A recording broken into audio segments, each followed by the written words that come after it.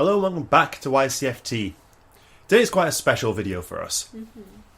We decided because, in theory, around the time this video comes out, we'll either be just about to get married or we'll just have got married, so we wanted to do something that was wedding themed. Yeah. We floated a couple of ideas around, like maybe the corpse bride. Ready or not. Or ready or not. I decided to throw in a proper curveball that only really dips its toe into the horror genre, but I thought it'd be something a little bit different. Yes. Usually when I say that, it's not a little bit different at all. But we are doing So I Married an Axe Murderer. Yeah. Directed by Thomas Schlam. Yeah. Thomas Schlam. Schlammer. I don't know. There's no accent on the E or on the A or anything. It's Schlam. 1993 this came out. Yeah. This film is pretty much just as old as I am. Yeah. It stars Mike Myers. So Sam, do you want to give us a list of characters? We have Charlie, who is the Mike Myers character. Some kind of beat poet, I think. As far as I can tell, like that's his job. I just want to point out, he's a dreadful poet. He's shit. He's literally shit. But people in the film seem to love him, and he seems to do well enough. Yeah, it is like his whole like performance is doing these like lyrical poems, not even lyrical poems, just these poems about failed relationships, and he has photos of his ex-girlfriends on the screen, and he's just, I don't know, like chatting shit about them. But he has a band as well that plays the same bit of music. Yeah. Da, da, da, da. They make me horny, Saturday morning. Girls of cartoons won't leave me in ruins. I want to be Betty's Barney. Da, da, da, da. I think he's meant to be based on one of his SNL characters. Maybe. It was around the same time, wasn't it? Yeah. So this is after Wayne's World? It's after Wayne's World, yes. Right, okay. Well, there's Charlie. We have Harriet, who is played by Nancy Travis. She is a butcher. This whole film takes place in San Francisco, and she runs a butcher shop there. That's Charlie goes in for some haggis because he has Scottish parents, and that is how he meets Harriet. Harriet has a sister called Rose, who she lives with, and Rose is played by Amanda Plummer. And those are kind of like our core characters. Yeah. Weirdly, we found out that haggis in America is actually way more disgusting than haggis in Scotland. Well, it's been illegal in the US since 1971. Yeah, so they don't have the sheep stuff. Yes, but they replace it with something else, and I can't remember what it was. I don't know. I think off the top of it was like beef or something. I don't know. It's not like genuine haggis. It's the sheep lung that they're not allowed. Yeah. Not allowed to use. Yeah, I'll find out. There's something else that they replaced it with that made it sound worse. Even worse. But apparently haggis is delicious. It is. I've had haggis. I think I had it before knowing what it was, and I think kind of like black pudding. That kind of helps the enjoyment of it. It's strangely spicy. Is it? Yeah. Anyway, so he's a poet. He has a big character flaw of that he's scared of commitment. Yeah, he keeps ending relationships. He keeps ending. You'll find excuses to end relationships because he's scared of commitment. So what was the other character? His love interest called again? Harriet. He meets Harriet and kind of falls head over heels for her. And he ends up helping her in the He keeps going to this butcher store to get haggis for her. Like, even his family doesn't even like haggis. Yeah. He just wants to see Harriet.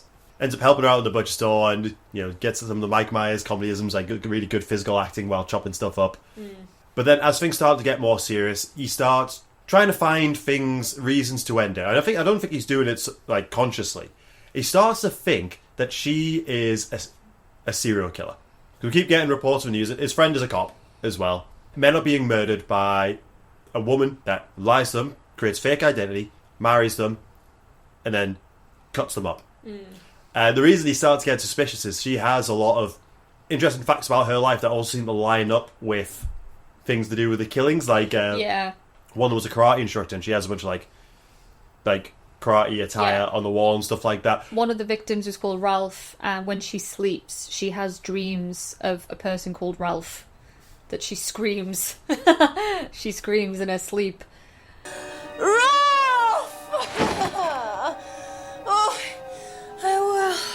One of the murders happened in Atlanta, I think, and she admits that she lived there for a little while as well. So he's joining the dots. He's joining the dots. He starts to get a bit scared of her, so he breaks things off.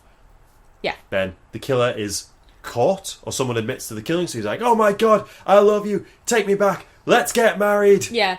I got scared, okay? Things were going really good, and then I just got scared, all right? She at no point realizes like the real reason that he broke up with her. Yeah. So she has no Communication idea. is not his key. No.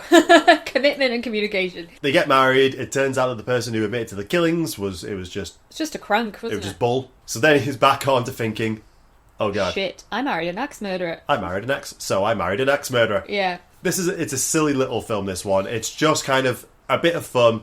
Your enjoyment of this film very much depends on if you like Mike Myers' style of comedy. Mm-hmm. And you can definitely see the origins of what would become Austin Powers. Oh, yes. Especially, and Shrek. Yes. Because we meet his family, and his mum is played by the actress who played like the pigeon lady in Home Alone, isn't Yeah, Brenda Fricker. Yeah. She was great in this, actually. She's a wonderful actress. And Mike Myers also plays his dad. Yes. And I think his dad is very much based on his real life dad. There were scouts in real life, weren't they? Yeah, his mum and dad are Scousers. But he plays his dad with a thick Scottish accent.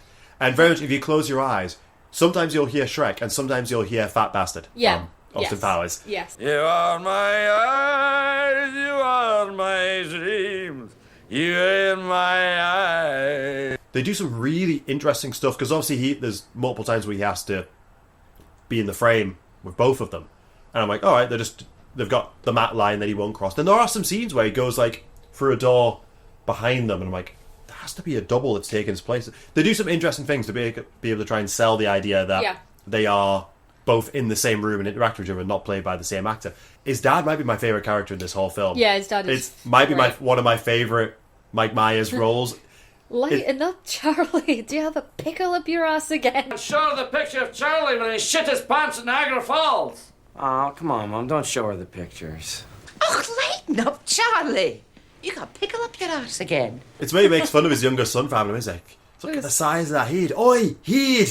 Out the way. Have you seen that thing? It's like Sputnik. It's just like really... You can imagine the childhood that Charlie's had, can't you? Look at the size of that boy's head. Shh. I'm not kidding, it's like an orange on a toothpick. You're gonna give the boy a complex. Well, that's a huge noggin. Yeah, you can see he is how he is the way he is. But so it's, if you can't get on board with that style of what is essentially quite an old style of comedy now, Yeah. then you're probably not going to have a lot of fun, because you don't see any of the killings. No. And if anything, the film takes a long time to actually get to the axe murderer part of the film. So for a lot of people, and to an extent even me, the film did drag a little bit getting there, because there's a lot of setup of their relationship, his issues, then breaking up, they getting back together again. So by the time they're actually married, we've still not seen any axe murderer isms No. dotted throughout the film. No. It's actually a very small part of the film. It is. It's the last 15 So if you don't minutes, get, really. if you can't get on board with a comedy, there's nothing really in this film for you. No, it's like the film is very much reliant on you, yes, being invested in Mike Myers' physical comedy and also the relationship between Charlie and Harriet. Because, yeah, for the most part, it's kind of a romance film, I guess. It's, Yeah. like a 90s rom-com. It's a romantic comedy. In a way. But there are moments with Harriet where, I think especially after she takes him back, she agrees after that fucking awful delivery of that, forgive me poem that he delivered. Harriet. Harriet. Sweet Harriet. Like, that's how all of them start. He just changes the name. Harriet! Harriet! Hard-hearted harbinger of haggis.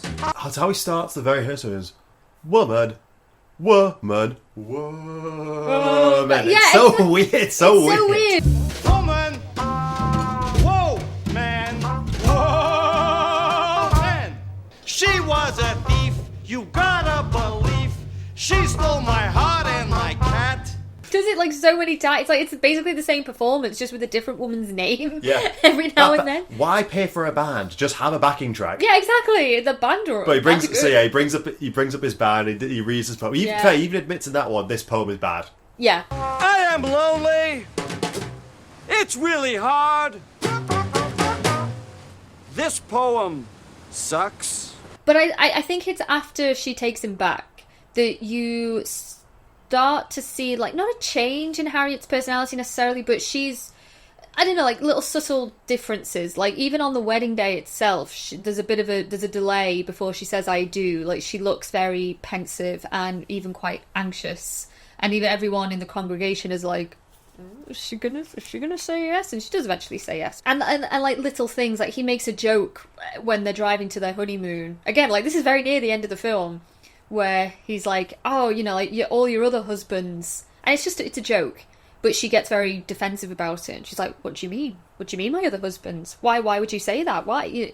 So it's like that the film is sort of hinting that Harriet could be the title's axe murderer. But either way, like there's something strange going on with Harriet. She has secrets. Yeah, in case you haven't guessed, she isn't the axe murderer. She is not the axe murderer. She didn't do anything to help herself. No, she didn't really. Do you remember there is a spin-off of this movie? Is there? That came out very recently called the Pentavarite. Oh, I struggle to. I'm gonna have to look it up because I struggle to say this word. it's the show that his dad mentions, isn't it? No, it's not a show. It's something that his dad a secret talks society. about. A secret society of like all the most powerful people in the world. Yeah, his dad is talking about it to his cop friend. The I think Pentavarite. Pentavarite. Well, it's a well-known fact, Sonny Jim, that there's a secret society of the 5 wealthiest people in the world known as the Pentavarite. 30 years later, Netflix made a show and Mike Myers plays all the roles. It wasn't very well reviewed. No. But it shows that he still really likes this property. Yeah.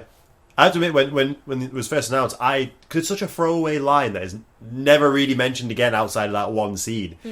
It's apparently stuck with Mike Myers for all these years, the Pentavarite. Yeah, the Pentavarite. I like little things like that. We reveal who the axe murderer really is. I feel like we kind of have I'm going to throw in one scene that I really like. So his friend who is Okay. his friend who is the policeman. I'm having to look very unprofessional here. So Anthony LaPaglia plays Tony, his friend Tony, who's a detective, and his whole side plot is that his boss is he's not the 80s like hard ass boss that he wanted from like he wants him to tear him anew on everyone and say like you play by your own rules, and his boss just is a softie basically. Yeah. And finally does act out after like rip him a new one. He's like, "Oh, was that all right? I felt like the real." I always really like that. Like, Yeah. So he's kind of the one that gives us the information of where they are with the actual axe murderer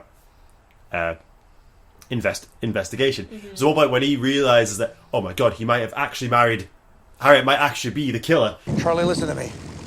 Harriet is Mrs. X. She killed Ralph and those 2 other guys. I got a picture. It checked out. It's her, Charlie. She's the murderer. I've called the police. All the roads are closed up, but they're on their way. Goes up to someone and says, "Oh, I need to commandeer this vehicle." And he's like, "No, I don't have to give this vehicle to you." I know. I always remember this scene. This is official police business. I would like to commandeer this vehicle. No. What do you mean, no? I feel like it's been parodied before because we see it in cop shows all the time where they're like, "I need to commandeer this vehicle," gets in and drives away, and he's like, "No." So the guy gives him a lift instead. Yeah. And I find that such a funny. Could you just wait here because I might have to make an arrest, and it would be great to get a lift back to the station. Yeah, and he just drives off. And the guy just drives away. He's like, okay.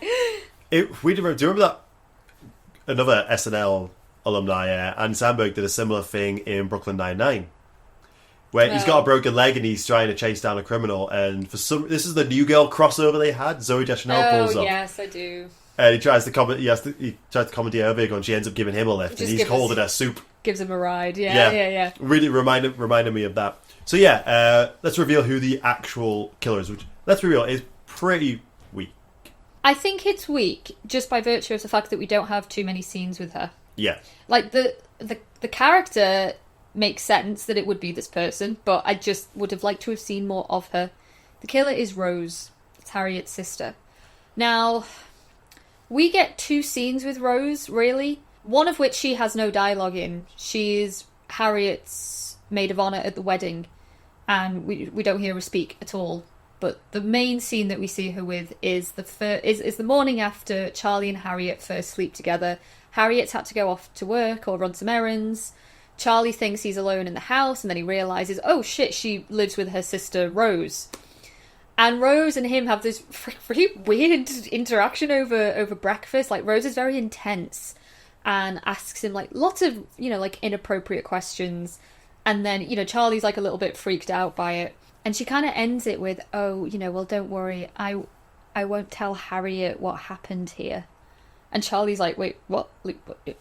Nothing happened here, Rose. Like, what's going on? And she just kind of, you know, gives him like this weird little look, as if to say like they're in on something that only they know. Yeah. She's presented as a weird character, but that's the only scene we have with her. Like, we don't really get to know much of her dynamic with Harriet, really. Anything we learn is kind of, it's told to us in passing. We're not shown it specifically. And so when it is revealed to be Rose, it's like, well, the motive is that... So, okay, let's backtrack a minute. Can't really reveal the killer without talking about the motive. It turns out the reasons that Harriet has been acting suspicious and a bit fishy and on the defensive is because Harriet has been married before. She's been married several times. And each and every time, her husband has left her. What it's revealed is that her husbands haven't actually been leaving her at all. Rose has been slaughtering them because she doesn't want men to take her sister away from her. She's incredibly overprotective and I guess like in a weird codependent relationship with her sister almost. And she sees Harriet's romantic relationships as a threat, I guess, to her relationship with her sister. So she's been killing off her husbands. You took her away from me, Charlie, like all the rest. I have had it. Harriet has no idea this has been going on. She just thinks she keeps getting abandoned. Like, men keep running off and leaving her. So Harriet is the one that should have commitment issues, really, when you think about it. So that's it explains her behaviour, especially at the wedding. Yeah, she's like, oh God, is it going to happen again? Is he going to leave me? Does he really love me? Like, you know, all that stuff. So that's the motive. Rose now is gunning for Charlie. She doesn't want Harriet to leave her again. And it all comes to a head at the hotel. Yeah, in the honeymoon suite. And to be honest, this whole last section of the film is really well done. It is well done, yeah. She makes a great, insane killer who got a lightning storm in the background. We also have the side thing of Tony has now arrived and still thinks he arrests Harriet thinking that she's still the killer. Yeah. Not realising that Charlie is up on the roof being hacked away at with an axe. Yeah, doesn't he think that someone's having sex? Because you can hear the thumps. And he's holding on the edge of the roof and just like trying to swing the axe onto his fingers. Yeah, that's good. And that whole last sequence, it is really... I would have liked a bit more of a build-up. And really, she's kind of the killer because outside of like maybe Charlie's family, we don't know any other characters who the killer could be. Yeah, and it's not going to be his dad, is it? No. So it couldn't be anybody else. It couldn't. The film's not that deep. It didn't do well when it came out and it wasn't reviewed very well, but it's a fun little movie. It's fun. It's very 90s. Like, I think that's kind of what I like about it. I've talked about it a few times in the last few videos of like the yearning I kind of have for that feel of 90s movies. The charm that the 90s now seems to have. Like, we're far enough away from it that we can kind of appreciate it and recognise it for its own like aesthetic and its own storylines that it had. Like the soundtracks as well. The music of 90s movies was really nice. Good soundtrack, although I will say... Oh my god, I forgot about this. Completely forgot. So, like, if there's a theme song to this film, it is There She Goes by the La's.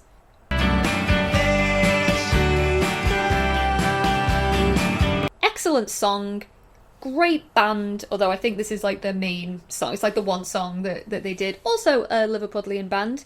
I heard it once, like in the opening scene. Great, love that song.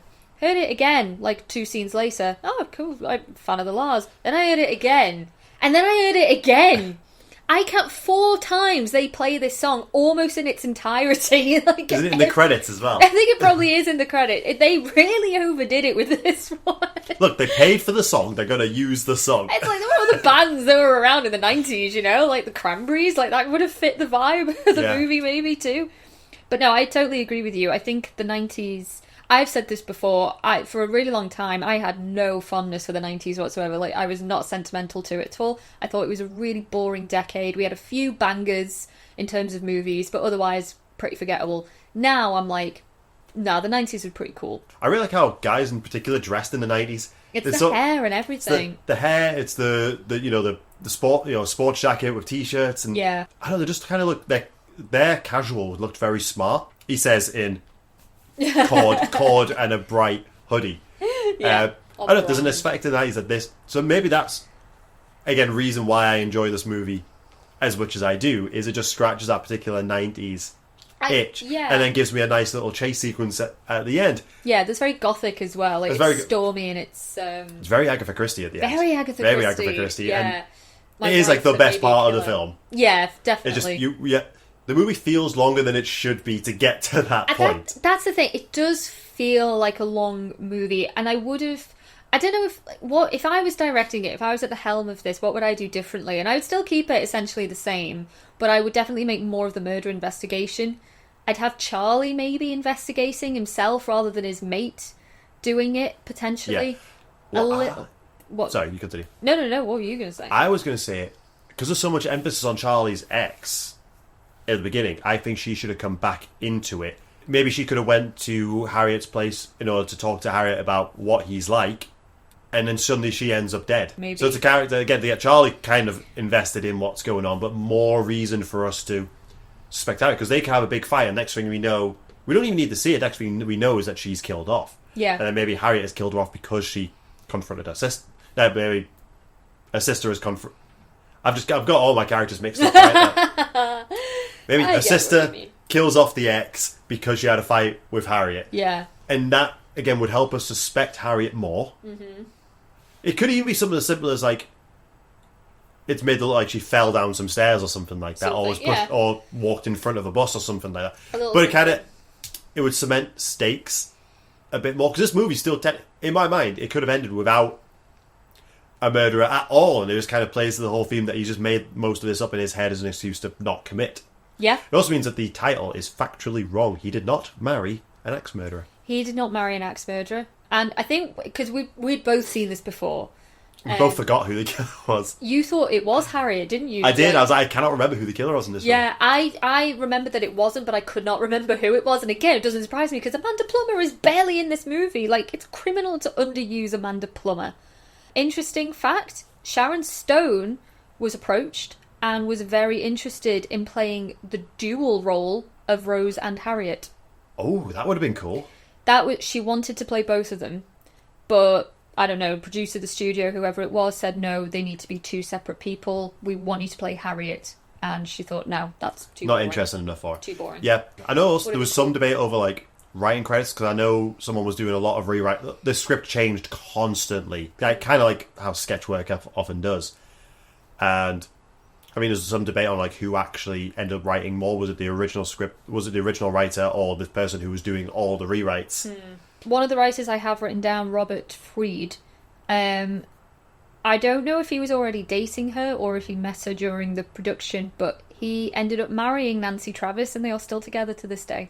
Oh, that's cute. Which is lovely. Also, I love Nancy Travis. Well, I say I love Nancy Travis. The only other thing I've seen her in, I know she's always worked, is Stephen King's Rose Red. Yeah. From 2002, which we will do on this channel one day. I'm committed to doing that. Yeah, we have a yearly Stephen King project. She's great in it. I love her. I love her in that. Do I have any other interesting bits of trivia? No. Only that the reason that Mike Myers plays his dad is because I think they hadn't yet cast the actor to play him, to play the dad character, or there was a problem that he couldn't get to the table read when they were rehearsing. So Mike was like, oh, well, I'll stand in for the dad. Just did the Scottish accent, and everyone was like, you have to play your dad. That's it. That's it. As we know, that is the voice that he used for Shrek as well. It seems to be his go-to when he doesn't quite know what to do. He just goes Scottish. And your little daddy, all you've got to do. Alright, we have a piper who's down. It's alright, he's just missed. And I'm fine with that. I'm absolutely fine. Like, so we do have another Shrek on the way, and I'm quite excited to see him back in that role again. We do. I feel like we've missed the mark for Austin Powers 4. There were always rumours that there would be one, but I feel like... I mean, how old is Mike Myers now? Well, he's almost completely retired now. Yeah. Like, he doesn't do a ton anymore, but they did completely miss the boat with Austin Powers. But let's be fair, it's a pretty solid trilogy. It's solid dated, trilogy. But it's a solid trilogy as it is. I don't want... It's a perfect trilogy. I don't want a forced legacy sequel. Exactly. So, do you got any more notes on this one? I was just going to say, every time I see San Francisco on screen, I'm always like, I'd like to visit San Francisco. I would love to visit San Francisco. They make the most out of filming there. Yeah, it just looks like a beautiful place. And... It really does. And, like, you know, like those... I'm going to sound really stupid for saying this, but, like, the streets on San Francisco that kind of... There's always an incline. you know, You like mean hills? everything's on a hill. Like Yeah. everything is, you know, yeah. I always love seeing that. And then there's a scene where they go to Alcatraz as well, which Yeah. is just a random little scene. I would love to go to But, Alcatraz. yeah. So yeah, always like seeing that. It's a fun film. I can't remember the last time I watched it. I was a child, probably, like going back a really long time. I think I've watched this a couple of times, but which is shocking that I cannot for the life of me remember who the killer is every single time. It's probably one of the weakest parts of the movie, unfortunately. But in one of the best scenes of the movie. Yeah, It's very much this is a great background film. it is. I promise you, I'm not an axe murderer. You beat me to. I was going to do a joke there. I was going to thank our members. So, members, thank you for supporting the channel. We'll see you at our wedding. Actually, if I'm correct, all of our members are currently Yeah, of course they on are. our wedding list. I was going to say we'll see you when you see you, and hopefully, I'm not marrying an axe murderer. But you've jumped ahead. We're in sync. We're absolutely in sync We're with in that one sync. because we don't plan these things. No, But yeah, so you got no more notes on this one? I don't have any more notes. No. Yeah. Anyone ever gave this one a watch? Does anyone else know any like little quirky '90s comedies with a hint of horror in there that you'd like us to look at? We are aware of Death Becomes Her. Oh Love yeah, that movie very I only much. watched that for the first time this year, and I really enjoyed it. I watched the VFX breakdown months before I watched the actual movie. You did. I did. 'Cause That the movie VFX, takes a there's lot some to interesting VFX in that film. Well, thanks a lot, guys, and we'll see you when we see you.